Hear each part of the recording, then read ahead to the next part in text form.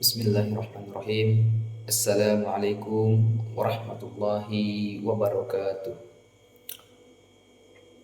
Innal hamdalillah nahmaduhu wa nasta'inuhu wa nastaghfiruh wa na'udzu billahi min shururi anfusina wa min sayyiati a'malina. May yahdihillahu fala mudhillalah wa ma yudlilhu falan tajida waliyyan mursyida. Asyhadu an la ilaha illallah wa asyhadu anna Muhammadan abduhu wa rasuluh la nabiyya wa la rasulahu ba'dah amma ba'd. Alhamdulillah, kata itulah yang mungkin seharusnya dan sepantasnya kita ucapkan. Karena mengapa? Karena Allah Subhanahu wa taala masih tak bosan-bosannya, masih tak henti-hentinya memberikan kita begitu banyak nikmat demi kenikmatannya. Dari sekian banyak nikmat yang Allah berikan kepada kita, ada dua nikmat yang dimana nikmat ini bisa menyelamatkan kita di dunia dan di akhirat apabila kita pegang teguh selama kita masih hidup di dunia, yakni nikmat iman dan nikmat Islam.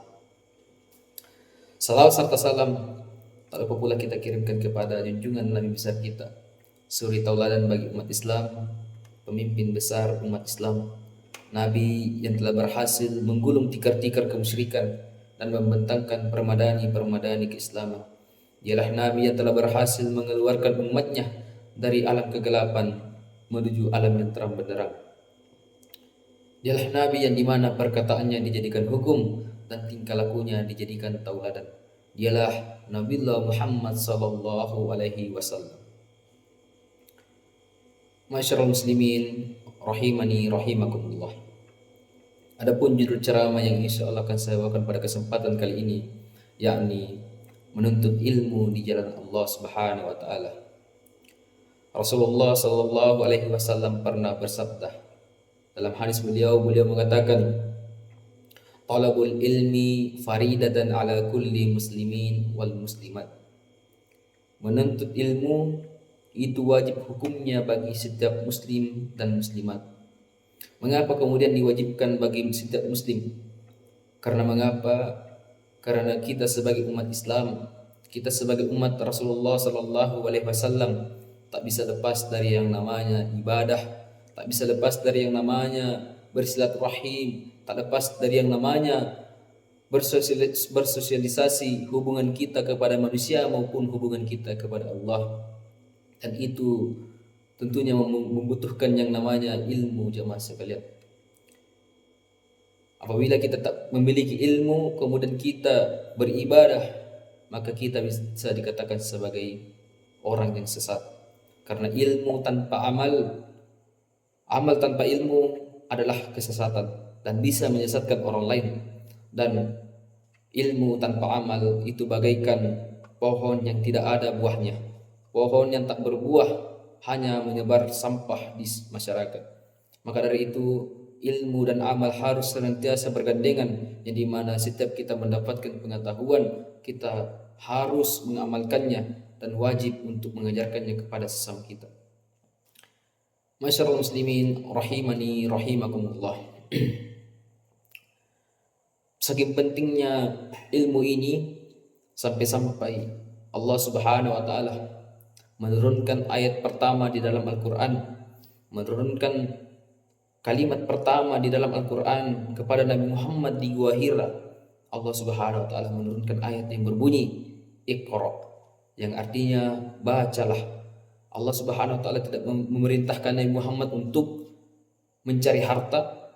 Allah Subhanahu wa taala tidak memerintahkan Nabi Muhammad untuk mengejar gelar raja di Madinah pada saat di Mekah pada saat itu, tetapi Allah Subhanahu wa taala menurunkan ayat pertama kepada Nabi Muhammad, yaitu bacalah, yang dimana Al-Quran ini bersifat universal, yang tentunya ayat ini diperuntukkan untuk kita semua sebagai hamba Allah Subhanahu wa taala, yang dimana Allah Subhanahu wa taala ingin umatnya, ingin hamba-hambanya untuk senantiasa belajar dan belajar, yaitu membaca.